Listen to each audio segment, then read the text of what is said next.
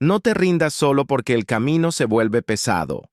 Las etapas difíciles no llegan para destruirte, llegan para enseñarte quién eres realmente.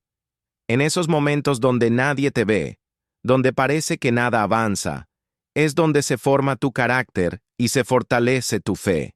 Sigue caminando aunque sientas cansancio, aunque dudes, aunque tengas miedo.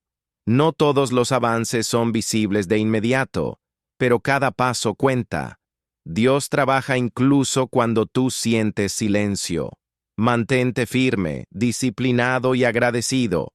Recuerda que las grandes victorias no nacen de la comodidad, nacen de la constancia. Lo que hoy haces sin reconocimiento, con esfuerzo y fe, mañana se convertirá en resultados que transformarán tu vida. No te detengas ahora. Estás más cerca de lo que crees.